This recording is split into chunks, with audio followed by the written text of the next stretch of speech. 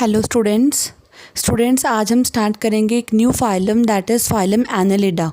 इससे पहले हमने जो फाइलम कंप्लीट कर ली थी वो थी एस्कीहेलमिन्थ्स, जिसे हम नेमैटीहेलमिन्थ्स या निमेटोडा भी बोलते थे, राइट। अब हम स्टार्ट करेंगे फाइलम एनालिडा। तो एनालिडा फाइलम मैं बता दूं, पहले हम हमेशा साइंटिस्ट का नेम करते होते हैं।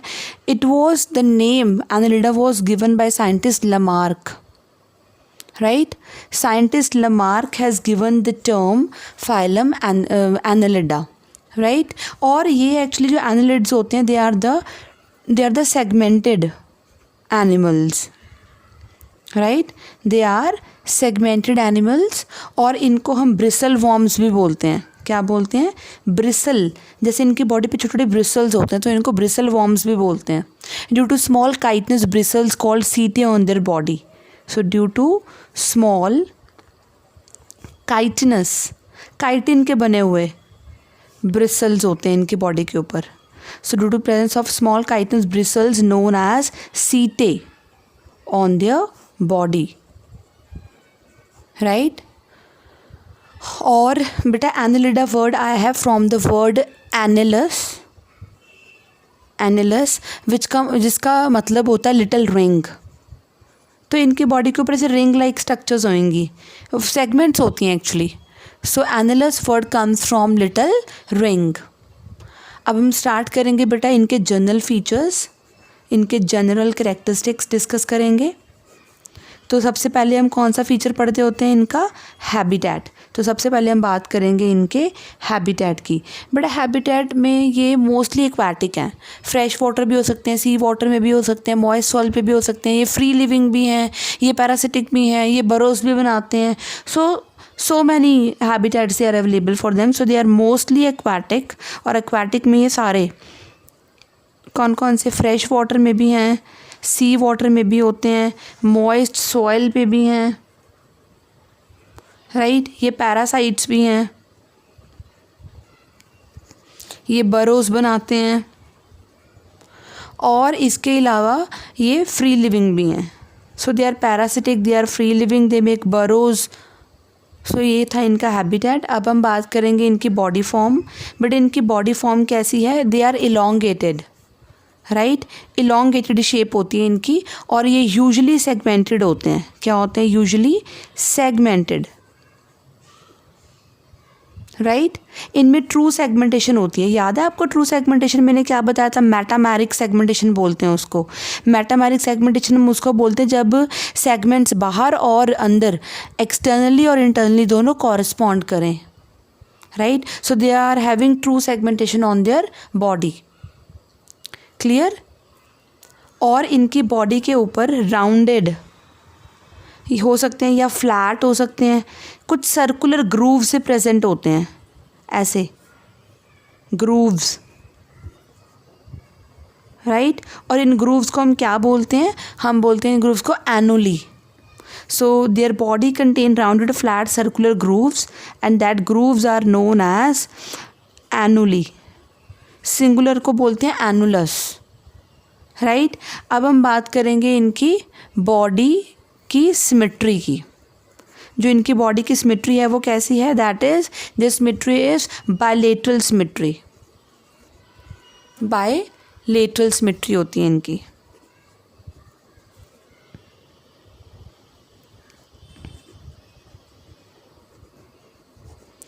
So they are having bilateral symmetry. अब हम बात करेंगे इनके लेवल ऑफ ऑर्गेनाइजेशन की। लेवल ऑफ ऑर्गेनाइजेशन, तो इनका जो लेवल ऑफ ऑर्गेनाइजेशन वो कैसा है? Organ system grade level of organization होता है इनका। पहले भी यही था, organ system level of organisation.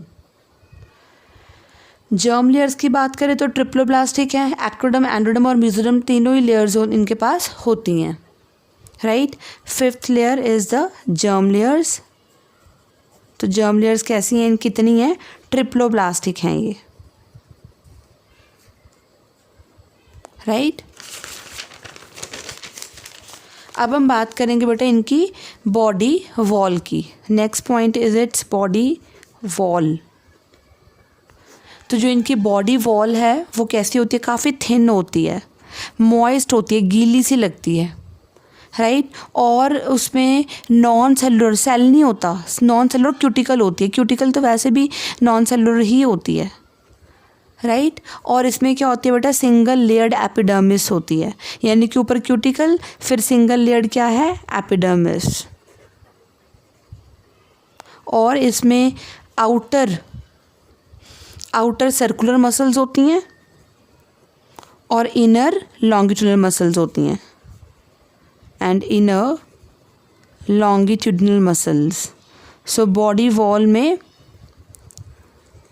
Structure कुछ ऐसी है, बाहर क्यूटिकल, फिर एपिडर्मिस, एपिडर्मिस के नीचे सर्कुलर मसल्स, और फिर इसके नीचे होंगी लॉन्गिट्यूडनल मसल्स।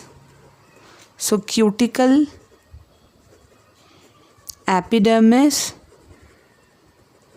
सर्कुलर मसल, और ये है longitudinal muscle. Clear? I think ये अब आपको क्लियर होगा, राइट। और ये मसल्स अपने यूज़ करते हैं फॉर लोकोमोशन, राइट। उसके बाद अनदर पॉइंट जो इसका है वो है इसकी सीलोम। बेटा इनमें ट्रू सीलोम होती है प्रेजेंट, और ट्रू सीलोम इज़ प्रेजेंट, और वो भी कैसी इनमें होती है, शाइजोसीलोम प्रेजेंट होती है। शाइजोसीलोम, आपको याद है मैंने करवाया था ट्रू सीलोम में कि शाइजोसीलोम क्या होती है। शाइजोसीलोम डिवेल्प होती है, develop as a slit in the mesoderm, as a slit in the mesoderm. But exceptional case है, लीच में नहीं होती। Exception is the leech. Leech, अब क्या कहते हो लीच को हिंदी में, जोंक, राइट, जो ब्लड सक करती है। और जो इनकी सीलोम होती है ना, that coelom is divided into septa. Septa क्या होती हैं, डिविजन्स, चैम्बर्स में डिवाइड होगी इनकी सीलोम। और उस सीलोम में क्या फिल हुआ होता है, coelom is filled with coelomic fluid, with fluid. और उस फ्लूइड में क्या होते हैं बेटा, फ्लूइड कंटेन कॉर्पसल्स, कॉर्पसल्स मतलब सेल्स होंगे, राइट। और अनदर पॉइंट जो है इसका, that is skeleton. Next point is it skeleton. बेटा इसमें हाइड्रोस्केलेटन होता है, यानी कि जो लिक्विड होता है वही इसकी बॉडी की शेप को मेंटेन करता है। और वो जो हाइड्रोस्केलेटन होता है वो कौन प्रोवाइड करता है, that is coelomic fluid provide करता है, राइट। अनदर जो इसका पॉइंट है that is metameric segmentation. Very very important, ये क्वेश्चन मोस्टली आ जाता है, मेटामेरिज्म या मेटामेरिक सेगमेंटेशन, राइट। बेटा इसमें क्या होता है, बॉडी जो है वो एक्सटर्नली डिवाइडेड होती है ग्रूव्स में, राइट। और इंटरनली क्या होते हैं, उसमें सेप्टा होते हैं। तो ये देखो, अगर बॉडी एक्सटर्नली देखें हम बाहर से, तो body is externally divided into grooves, डुंगाइयाँ सी होती हैं। और अगर मैं अंदर खोल के देखूँ, ऐसे काट के देखूँ अर्थवॉर्म को, तो अंदर ऐसे सेप्टा प्रेजेंट होते हैं। So these are the septa inside, और ये बाहर आपको क्या नज़र आएंगे, ग्रूव्स। तो अगर बॉडी एक्सटर्नली और इंटरनली दोनों डिवाइडेड होती है, कॉरस्पॉन्ड करती हैं इनमें सेप्टा और ग्रूव्स, तो उसको हम बोलते हैं metameric segmentation, right. So body is divided by both externally and internally. So internally क्या होंगे, सेप्टा, और एक्सटर्नली क्या है प्रेजेंट, ग्रूव्स। तो इस तरह की सेगमेंटेशन को हम बोलते हैं मेटामेरिक सेगमेंटेशन। और सेगमेंट्स को क्या बोलते हैं, metameres. Segments are known as metameres. और जो अर्थवॉर्म होती है ना, अर्थवॉर्म का जो फर्स्ट सेगमेंट होता है उसका कुछ स्पेशल नेम होता है, राइट। अर्थवॉर्म्स फर्स्ट सेगमेंट को हम क्या बोलते हैं, सब फर्स्ट सेगमेंट बोलते हैं पेरिस्टोमियम, पेरिस्टोमियम, राइट। और पेरिस्टोमियम के ऊपर एक आउटग्रोथ होती है। So peristomium itself contain an outgrowth, right, उस आउटग्रोथ को बोलते हैं प्रोस्टोमियम। क्या बोलते हैं? प्रोस्टोमियम। यानी कि प्रोस्टोमियम कहाँ से राइज होती है? पेरिस्टोमियम से। तो ये अगर फर्स्ट सेगमेंट है, दिस इज पेरिस्टोमियम, और इससे एक आउटग्रोथ होती है, उसको हम बोलते हैं प्रोस्टोमियम। क्या बोलेंगे? प्रोस्टोमियम। और जो टर्मिनल पोर्शन होता है जहाँ पे एनस होती है उसको बोलते हैं pygidium. Right, terminal portion that bears anus, it is known as pygidium. Right, तो ये बात हम कर रहे थे इसके मेटामियर्स की। अब हम बात करेंगे इसके अनदर पॉइंट, दैट इज सीटे एंड पैरापोडिया। सीटे एंड पैरापोडिया। बेटा जो ये एनालिड्स होते हैं ना, इनकी बॉडी के ऊपर माइन्यूट छोटे छोटे ऐसे रॉड लाइक काइटिनस स्ट्रक्चर्स होती हैं। मैं पहले ही बता चुकी हूँ, इसीलिए इनको ब्रिसल वॉर्म्स भी बोलते हैं। So minute rod like chitinous structures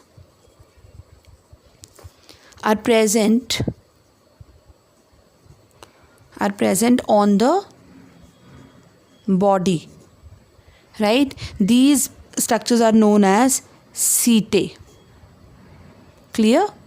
और इसीलिए इनको ब्रिसल वॉर्म्स कहते हैं। लेकिन सीटे किस में एब्सेंट होते हैं? सीटे एब्सेंट होते हैं लीचेस में, लीच में नहीं होते। अगर आप बड़ी ध्यान से देखो लीच को तो आपको कोई सीटे नज़र नहीं आएंगे, राइट? लेकिन जो वॉर्म स्विमिंग करते हैं उनमें एक स्पेशल स्ट्रक्चर होती है, उसको बोलते हैं पैरापोडिया। ये देखो मैं ड्रॉ करूँगी अभी, ये तो मैं उसकी सेगमेंट्स ड्रॉ कर रही हूँ। ये देखो ऐसे,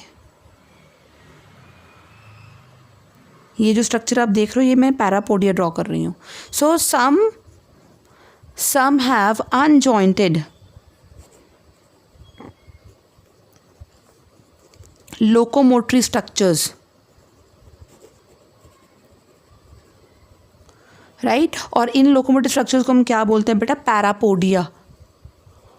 और ये किस में हेल्प करती हैं? They help in swimming. और ये किस में होंगे present? It is present in, example है नीरीज, जो कि वाटर में होता है, nereis, right? Next point is its digestive tract, यानी कि डाइजेशन। डाइजेशन या डाइजेस्टिव ट्रैक्ट, इसका जो डाइजेस्टिव ट्रैक्ट होता है वो कंप्लीट होता है। समझ रहे हो ना आप? कंप्लीट मीन्स दोनों ओपनिंग्स प्रेजेंट है, one is for anus another is for mouth, दोनों ओपनिंग्स हैं। और इसकी डाइजेशन कैसे होती है बेटा? एक्स्ट्रा सेलुलर, यानी कि सेल के बाहर इन द एलिमेंट्री कैनाल। और इसके पास प्रॉपर एलिमेंट्री कैनाल है, जैसे फैरिंग्स है, राइट? और फैरिंग्स के साथ साथ ईसोफेगस। अब एक न्यू टर्म आ रही है, क्रॉप प्रेजेंट है। Crop is for the food storage. Gizzard present है, gizzard is for the grinding of the food, right? Stomach present है एंड इंटेस्टाइन प्रेजेंट है, राइट? और स्पेसिफिक होता है इसमें ना, क्लोरोगोगन सेल्स होते हैं, क्लोरोगोगन सेल्स होते हैं, ये एक्ट करते हैं एज लिवर की तरह। So chloragogen cells act as liver. So digestion is extracellular और इसकी डाइजेस्टिव ट्रैक्ट कंप्लीट और स्ट्रेट होती है, right? Another is a respiratory organs.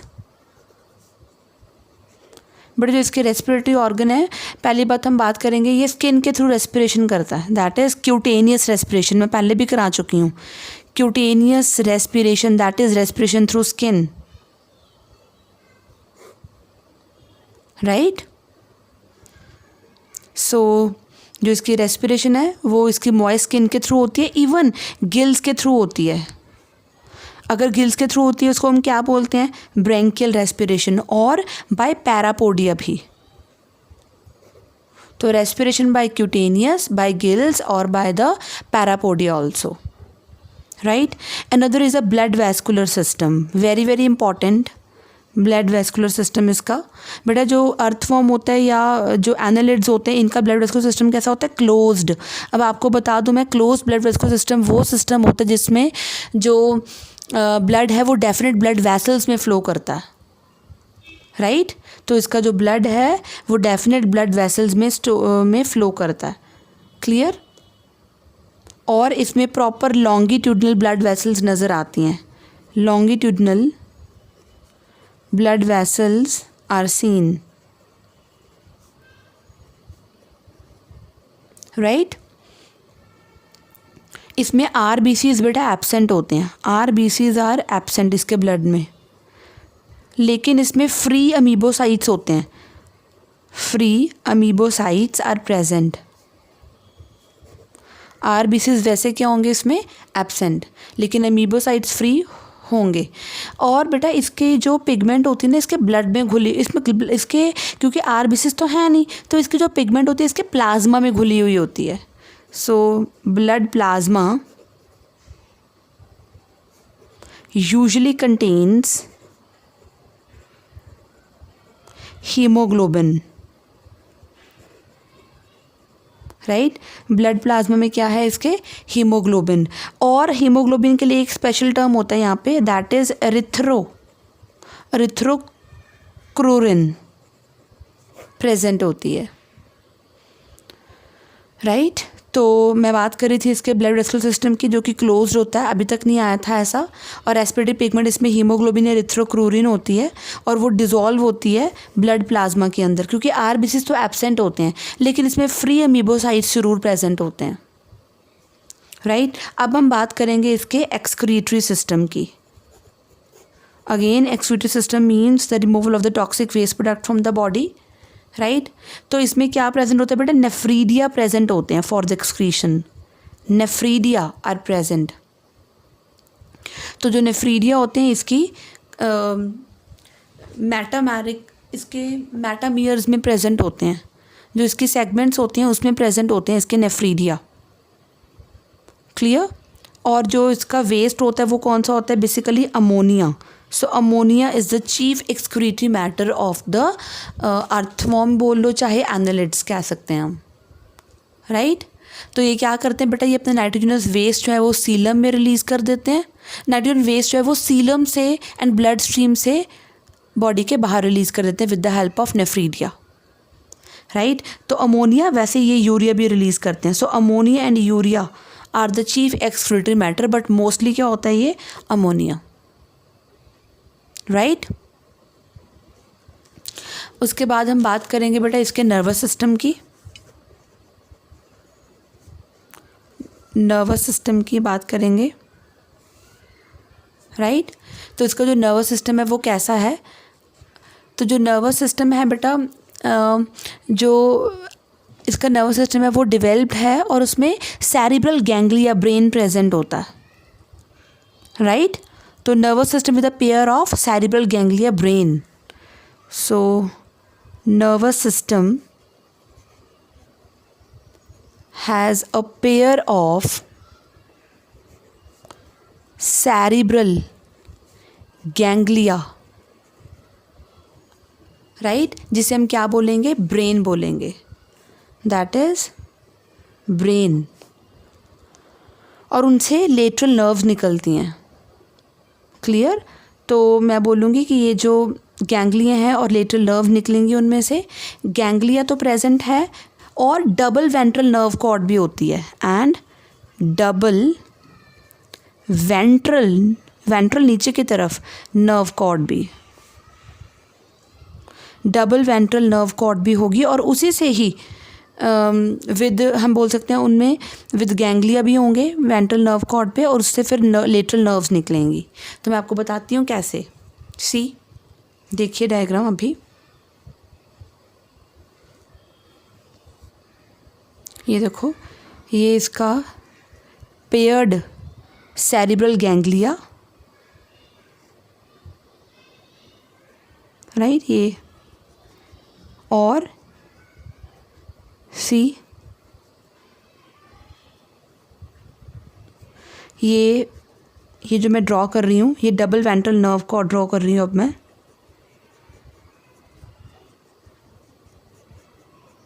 With ganglia. सारा तो मैं नहीं ड्रॉ करूँगी ऐसा सेम, और ये लेटरल इनकी nerves. So this is paired ganglia connected by lateral nerves to double ventral nerve cord. So this is ventral nerve cord, right? और ये ऊपर वाला क्या है? cerebral ganglia, that is the brain.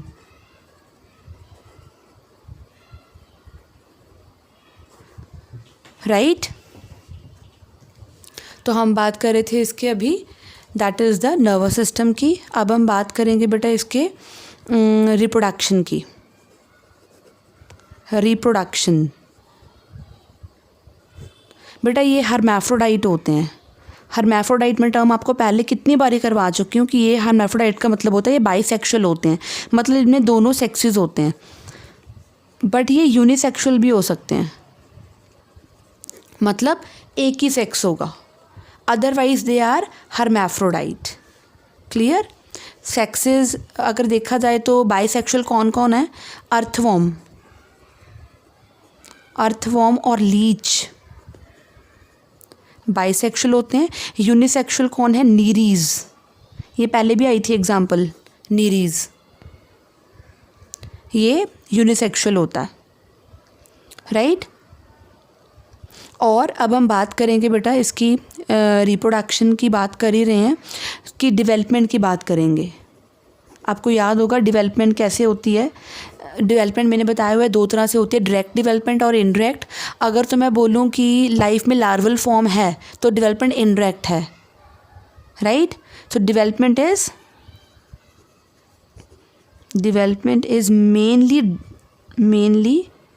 Direct, but sometimes इसमें indirect development भी होती है। Sometimes an indirect development is seen.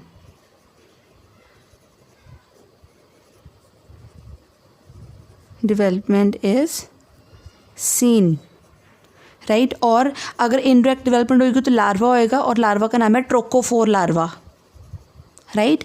Larva का नेम क्या है? Trochophore larva. और इनमें रीजनरेशन काफ़ी कॉमन होती है। They show regeneration. So regeneration is quite common in them.